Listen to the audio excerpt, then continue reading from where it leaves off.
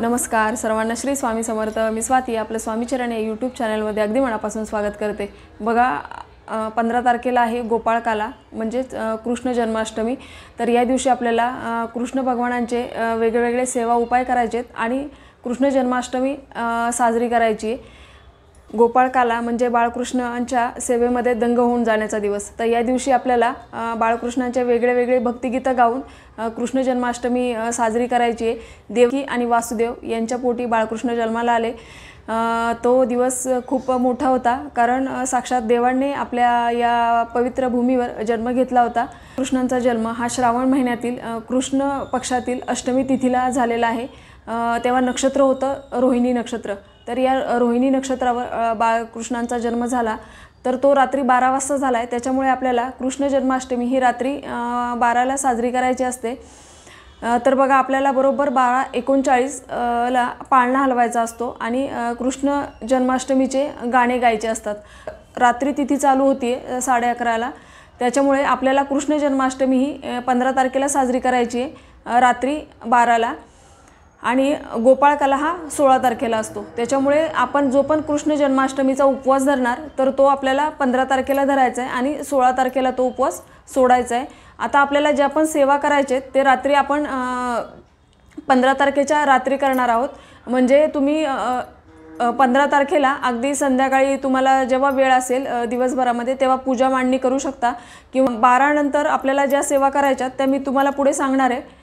त्याच्या आधी तुम्ही पूजा मांडणी वगैरे करू शकता. आणि पूजा मांडणी, सुंटवडा, फळं, ड्रायफ्रूट्स, पंचामृत हे आपल्याला या दिवशी आवर्जून नैवेद्यामध्ये ठेवायचं आहे आणि रात्री तो नैवेद्य दाखवायचा आहे. मग ती रात्रभर पूजा आपल्याला तशीच ठेवायची. मी पुढे दाखवणार आहे की आपण पूजा मांडणी कशी करायची. अगदी साध्या सोप्या पद्धतीने आपल्याला ही पूजा करायची आहे. बघा यामध्ये आपली श्रद्धा खूप महत्त्वाची आहे, कारण आपण अगदी आपल्या मुलांचा जन्मतिथी किंवा इतर सण जसे साजरे करतो तसंच आपल्याला कृष्ण जन्माष्टमी ही खूप उत्साहात जल्लोषात साजरी करायची आहे. या दिवशी आपल्याला आपल्या आवडीप्रमाणे सजावट करायची आहे. ती म्हणजे आपल्याला सेवा चुकवायची नाही आहे. आणि कृष्ण जन्माष्टमी ही रात्री आपण साजरी करतो. तर या दिवशी शक्य होईल तेवढे आपण घरातल्या सगळ्यांनी जागरण करायचं आहे आणि कृष्ण जन्माष्टमीचे 12:39ला छान पाळणा वगैरे म्हणत कृष्ण जन्माष्टमी साजरी करायची. बघा आपण कुठल्याही पूजेची सुरुवात ही गणपती बाप्पांच्या पूजनाने करतो. तर आपल्याला आता इथं गणपती बाप्पांच्या मूर्तीवर अभिषेक घालून घ्यायचा आहे. आधी शुद्ध पाण्याने अभिषेक घालायचा आहे आणि गणपती बाप्पांच्या मूर्तीवर अभिषेक करताना ओम गण गणपते नमः नमो नमः, ओम गण गणपते नमः नमो नमः, ओम गण गणपते नमः नमो नमः या मंत्राचा जप करायचा आहे. 11 वेळा 21 वेळा तुम्ही असा पाण्याने अभिषेक करू शकता. नंतर आपल्याला पंचामृताने अभिषेक करायचा आहे. ओम गण गणपते नमः नमो नमः, ओम गण गणपते नमः नमो नमः, ओम गण गणपते नमः नमो नमः. नंतर आपल्याला परत शुद्ध पाण्याने अभिषेक करायचा आहे. ओम गण गणपते नमः नमो नमः, ओम गण गणपते नमः नमो नमः असा आपल्याला छान बाप्पांच्या मूर्तीवर अभिषेक करून घ्यायचा आहे. नंतर ही गणपती बाप्पांची मूर्ती आपल्याला स्वच्छ पुसून घ्यायची आहे. आता आपल्याला शुद्ध पाण्याने बाळकृष्ण बाप्पांच्या मूर्तीवर पण अभिषेक करून घ्यायचा आहे. तर बाळकृष्णांचा मंत्र आपल्याला ओम नमो भगवते वासुदेवाय नमो नमः हा मंत्र 11 वेळा तुम्ही म्हणू शकता. नंतर आपल्याला पंचामृताने अभिषेक करून घ्यायचा आहे. ओम नमो भगवते वासुदेवाय नमो नमः, ओम नमो भगवते वासुदेवाय नमो नमः असं 11 वेळा 21 वेळा तुम्ही म्हणायचं आहे. आणि परत आपल्याला शुद्ध आता आपल्याला 16 वेळा पुरुष सूक्त म्हणत बाळकृष्णांच्या मूर्तीवर अभिषेक करायचा आहे. आणि फलश्रुती म्हणताना आपल्याला हात जोडायचेत. 1 वेळा आपल्याला श्रीसूक्त म्हणायचे. श्रीसूक्त म्हणताना म्हणून झाल्यावर फलश्रुती म्हणताना आपल्याला हात जोडायचेत.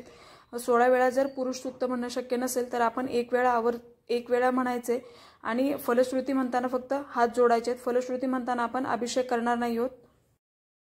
पाण्याने अभिषेक करून घ्यायचा आहे. ओम नमो भगवते वासुदेवाय नमो नमः.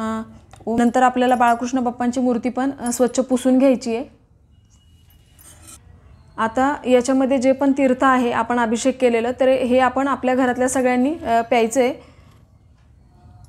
बघा आता अशी मी छोटीशी पूजा मांडणी केली आहे। दिवा लावून त्याला हळदी कुंकू अक्षदा वाहिलेत, फुलं अर्पण केले, कारण आपण कुठलीही पूजा दिव्याच्या साक्षीने करत असतो। आता आपण गणपती बाप्पांच्या मूर्तीवर अभिषेक करून घेतला। आता आपल्याला इथं मी थोडेशा अक्षदा टाकलेत, हळदी कुंकू वाहिले आणि आता इथं आपल्याला गणपती बाप्पांची मूर्ती ठेवायची आहे। गणपती बाप्पांना छान वस्त्र घालून घेतले, त्यांना हळदी कुंकू अष्टगंध अर्पण केला होता। आता आपल्याला त्यांना पुष्प अर्पण करायचे। त्याचप्रमाणे आपल्याकडे जर दुर्वा असतील तर ते आवर्जून आपल्याला गणपती बाप्पांना दुर्वा अर्पण करायचेत। अशी गणपती बाप्पांची पूजा करून घ्यायची आहे। मग आपल्याला पूजेमध्ये बघा बाळकृष्णांना गाय आणि वासरू खूप प्रिय आहे, तर आपल्याला आवर्जून माझ्याकडे छोटी मूर्ती आहे, तुमच्याकडे जर मोठी असेल तर ती पण आपल्याला बाळकृष्णांच्या इथे पूजेमध्ये ठेवायची आहे। पाणी भांड, एका भांड्यामध्ये पाणी आणि त्याच्यावर झाकण ठेवायचं। बाळकृष्ण भगवानांच्या मूर्तीला छान हळदी कुंकू अक्षदा अष्टगंध अर्पण केला। नंतर बघा आता त्यांना आपल्याला छान वस्त्र घालायचेत, असा छान फेटा त्यांना घालायचा आणि आपल्याकडे फूल असेल चाफ्याचं किंवा जे कुठलं आपल्याकडे फूल असेल ते आपल्याला त्यांना अर्पण करायचे। नंतर इथं गाय वासराची मूर्ती आहे, त्याला पण मी हळदी कुंकू अक्षदा अर्पण केल्या। त्यांना पण आता आपण सगळ्या देवतांना धूपाने ओवाळून घ्यायचे आणि बघा गणपती बाप्पांची आपण इथं स्थापना केली आहे, तर आपल्याला गणपती बाप्पांना नैवेद्य दाखवायचा आहे। तर आधी भरीव चौकोन काढायचा, त्याच्यावर नैवेद्याची वाटी ठेवायची, गायत्री मंत्र म्हणायचा, 3 वेळा वाटीभोवती पाणी फिरवायचं। यामी नैवेद्यम समर्पयामी नैवेद्यम समर्पयामी, अशा पद्धतीने आपल्याला गणपती बाप्पांना नैवेद्य ठेवायचा आहे। आता गणपती बाप्पांच्या नैवेद्यामध्ये आपण तुळशीपत्र ठेवणार नाही आहोत आणि आता आपल्याला विष्णू बाप्पांना सुद्धा नैवेद्य ठेवायचा असतो। तर असा हा सुंटवडा बाळकृष्णांना खूप प्रिय आहे आणि बाळकृष्णांच्या प्रत्येक नैवेद्यामध्ये आपल्याला आवर्जून तुळशीपत्र ठेवायचं आहे, तर तो पण नैवेद्य आपल्याला त्यांना अर्पण करायचा आहे। बघा बाळकृष्ण हे पालनहार आहेत, म्हणजे प्रत्येकाच्या घरामध्ये बाळकृष्ण जन्माष्टमी ही साजरी झालीच पाहिजे, कारण बाळकृष्ण हे आपलं पालन करण्याचं काम करत असतात। असं हिंदू धर्मातलं एकही घर नाही आहे ज्यांच्याकडे बाळकृष्णांची मूर्ती नाही आहे। आपल्या प्रत्येकाच्या घरामध्ये बाळकृष्ण भगवानांची मूर्ती ही असतेच आणि आपल्याला आवर्जून या दिवशी सेवा करायची आहे। या दिवशी आपल्याला रात्री 12:39ला बाळकृष्ण भगवानांचा पाळणा असा हळूहळू हलवायचा आहे आणि जी पण बाळकृष्ण भगवानांची गीतं आहेत तर ती आपल्याला गायची आहेत, ते मी पुढे दाखवते। आणि ही पूजा मांडणी आपण आधी करू शकतो, फक्त आपल्याला बाळकृष्णांच्या मूर्तीवर अभिषेक शक्य झालं तर 12ला सुरू करायचा आहे, म्हणजे 12:30पर्यंत आपल्याला बाळकृष्णांच्या मूर्तीवर अभिषेक करून होतो। आणि जर तुम्हाला रात्री 12ला शक्य नसेल तर त्याच्या आधीही तुम्ही बाळकृष्णांच्या मूर्तीवर अभिषेक करू शकता। आणि ही सेवा ज्यांना संतान प्राप्ती नाही आहे किंवा संतान प्राप्तीसाठी जे पण ही सेवा करतायत तर त्यांनी ही आवर्जून करायची आहे रात्री 12ला। आणि जे पण ते तीर्थ जमा होतं आपण अभिषेक केलेलं, तर ते आपण नवरा बायको दोघांनी पण ते प्यायचे। तुळशीपत्र किंवा अशा मंजिरी खूप प्रिय आहे, तर आपल्याला अशा मंजिरी बाळकृष्णांना आवर्जून या दिवशी अर्पण करायचेत। त्याचप्रमाणे आपल्याला बासुरी मिळाली छोटीशी, तर अशी छोटीशी बासुरी आपल्याला त्यांना ठेवायची आहे, तुळशीपत्र अर्पण करायचे आहेत। आणि ही पूजा मांडणी ही आपण आधी करू शकता आणि नंतर फक्त आपल्याला सेवा करायची असते। बघा 12:39ला बरोबर आपल्याला कृष्ण जन्म साजरा करायचा आहे, तर त्यावेळेला आपल्याला कृष्णांचे वेगळे वेगळे भक्तिगीतं गायचेत। बघा आपल्याला बाळकृष्णांना नैवेद्य दाखवायचेत, तर काय चौकोनी मंडल काढायचे खाली आपल्याला पाण्याने आणि प्रत्येक नैवेद्यावर आपल्याला आवर्जून तुळशीपत्र ठेवायचे। बघा इथे फळ ठेवलंय, ड्रायफ्रुट्स आहेत, नंतर मखाणे थोडेसे तुपावरती भाजून आपल्याला मखाणे ठेवायचेत। आणि सगळ्यात महत्त्वाचं म्हणजे आपल्याला हा नैवेद्य आवर्जून ठेवायचा आहे। हा सुंटवडा आहे, तर हा सुंटवडा बाळकृष्णांना खूप प्रिय आहे, तर तो आपल्याला ठेवायचा आहे। नंतर इथं मी लोणी आपल्याला आवर्जून ठेवायचे आहे, कारण लोणी हे बाळकृष्णांना खूप प्रिय होतं। इथं दूध साखर अशा पद्धतीने आपल्याकडे जे फळं जे काही असेल ते ठेवायचं आहे, पण लोणी आपल्याला आवर्जून ठेवायचं आहे आणि सुंटवडा। तर या पद्धतीने आपल्याला खाली चौकोनी मंडल काढून घ्यायचं, त्याच्यानंतर 3 वेळा पाणी फिरवायचं आणि गायत्री मंत्र म्हणायचा आणि प्रत्येक नैवेद्यावर तुळशीपत्र ठेवायचं आणि मग नंतर नैवेद्यम समर्पयामी नैवेद्यम समर्पयामी असं म्हणून आपल्याला हा नैवेद्य पण बाळकृष्णांना अर्पण करायचा आहे। तो 12:39 नंतर आपण असा नैवेद्य दाखवायचा। हा नैवेद्य आपल्याला मग आपण दुसऱ्या दिवशी हा घरातल्या सगळ्यांनी खायचा आहे। तर बघा आपण बाकी सगळे नैवेद्य तर दाखवले, पण भगवान कृष्णांचा अतिप्रिय नैवेद्य तो म्हणजे दही आणि पोहे किंवा ताक पोहे याचा नैवेद्य आपल्याला आवर्जून इथे ठेवायचा आहे। बघा इथे मी पाण्याने कोण मंडल काढलं आहे, त्याच्यावरती हा असा ताक पोहे किंवा दही पोहे याचा नैवेद्य आपल्याला ठेवायचा आहे। कारण हा नैवेद्य बाळकृष्ण भगवानांचे अतिप्रिय मित्र सुदामा हे त्यांच्यासाठी आवर्जून घेऊन यायचे, तर हा नैवेद्य आपल्याला आवर्जून या दिवशी ठेवायचा आहे। आणि नैवेद्य ठेवताना आपल्याला त्याच्यावर तुळशीपत्र हे ठेवायचं आहे। पाण्याने चौकोनी मंडल काढायचा, त्याच्यावरती ही नैवेद्याची वाटी आपल्याला ठेवायची आहे। गोल वाटीभोवती 3 वेळा आपल्याला पाणी फिरवायचं आहे आणि ओम प्राणाय स्वाहा, ओम अपानाय स्वाहा, ओम व्यानाय स्वाहा, ओम उदानाय स्वाहा, ओम समानाय स्वाहा, ओम ब्रह्मणे अमृतत्वाय स्वाहा, नैवेद्यम समर्पयामी, नैवेद्यम समर्पयामी असं म्हणत आपल्याला बाळकृष्णांना हा नैवेद्य भरवायचा आहे। आणि हे सगळे नैवेद्य आपल्याला 12:39 झाले की तेव्हा हे सगळे नैवेद्य आपल्याला दाखवून घ्यायचेत। मग हे नैवेद्य आपण असेच इथेच पूजा जिथे मांडली आपण तिथेच समोर ठेवणार आहोत बाप्पांच्या। हवं तर तुम्ही त्याच्यावर झाकण ठेवू शकता आणि मग हे नैवेद्य तुम्ही दुसऱ्या दिवशी खायचेत। तर बघा आपल्याला नैवेद्य दाखवून झाल्यावर श्रीकृष्णांचा आवर्जून पाळणा म्हणायचा आहे, कारण आपण त्यांचा जन्मदिवस साजरा करतोय। त्यांचा 12/39 जन्म होतो, तर त्यावेळेला आपल्याला असं पाळण्यामध्ये त्यांना ठेवायचं आहे आणि पाळणा म्हणायचा आहे। आता तुमच्याकडे जर पाळणा नसेल तर तुम्ही आपल्या देवाऱ्याला पण दोरी वगैरे बांधून किंवा देवाऱ्याला असं स्वच्छ एक कापड बांधून त्याच्यामध्ये छोटीसं गादी किंवा छोटीशी देवांचे जे छोटीशी उशी असते ती आपण त्याच्यामध्ये ठेवायची आहे, किंवा देवांचं स्वच्छ कापड आणि त्याच्यावरती फुलांचं पाकळ्या त्या सगळ्या पसरवायचेत। फुलांच्या पाकळ्या त्याच्यावर टाकून मग आपल्याला छान बाळकृष्णांची मूर्ती त्याच्यामध्ये ठेवायची आहे आणि थोड्या वेळासाठी आपल्याला असा पाळणा हलवायचा आहे। आणि पाळणा हलवताना आपल्याला वेगळे वेगळे कृष्ण जन्मांचे जे पाळणे आहेत ना ते आपल्याला म्हणत असा पाळणा हलवायचा आहे। आणि ही सेवा आपल्या घरातल्या सगळ्यांनी करायची आहे। सगळ्यांनी थोडा वेळ पाळणा हलवायचा आणि ती पाळण्याची जी गीतं आहेत ती छान म्हणायचेत। या दिवशी सेवेला खूप महत्त्व आहे। आपल्याला जेवढी शक्य होईल तेवढी आपल्याला उच्च कोटीची या दिवशी सेवा करायची आहे। तर या दिवशी आपल्याला काय करायचं आहे, आवर्जून विष्णू सहस्रनाम या स्तोत्राचं पठण करायचं आहे। कारण बाळकृष्ण भगवान हे साक्षात विष्णूंचं बाळरूप आहे, तर त्याच्यामुळे आपल्याला विष्णू सहस्रनाम हे 1 वेळा पठण करायचं आहे। व्यंकटेश स्तोत्र हे 11 वेळा पठण करायचं आहे। 11 वेळा जर शक्य नाही झालं तर एकदा पठण करावं।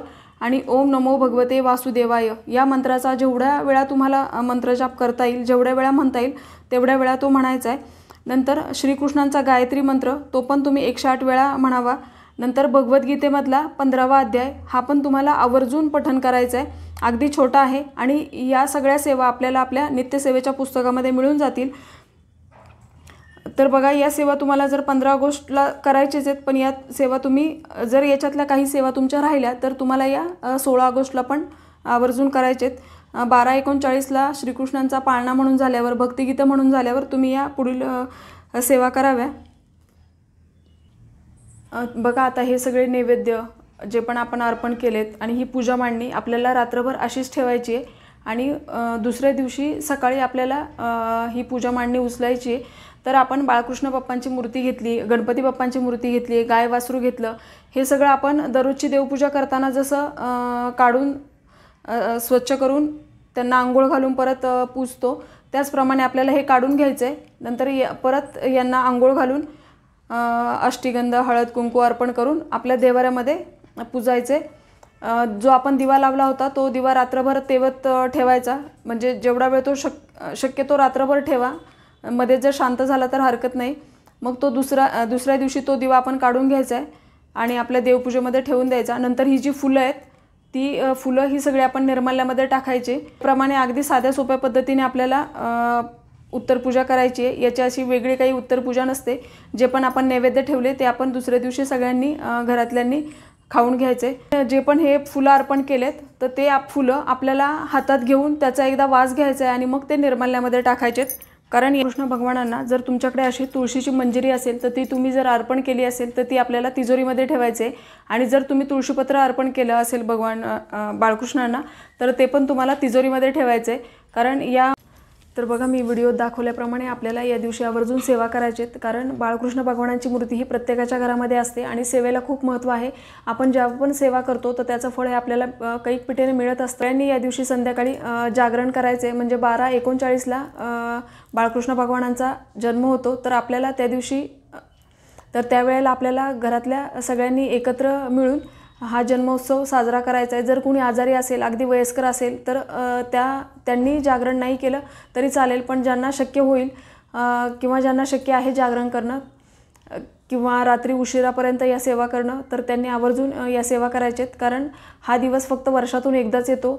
तर या दिवशी आपल्याला जेवढ्या जमतील तेवढ्या जास्त सेवा करायच्या आहेत. आणि कृष्ण भगवानांची सेवा केल्याने आपला पितृदोष नष्ट होत असतो आणि आपण आपल्या वास्तूमध्ये या सेवा करतो, तर त्यावेळेला आपल्या वास्तूमध्ये असणारी नकारात्मकता ही नष्ट होत असते.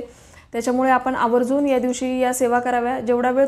तर ही छोटीशी सेवा मी श्रीकृष्णांच्या चरणी अर्पण करते आणि आजचा व्हिडिओ इथेच थांबवते. सर्वांना श्री स्वामी समर्थ.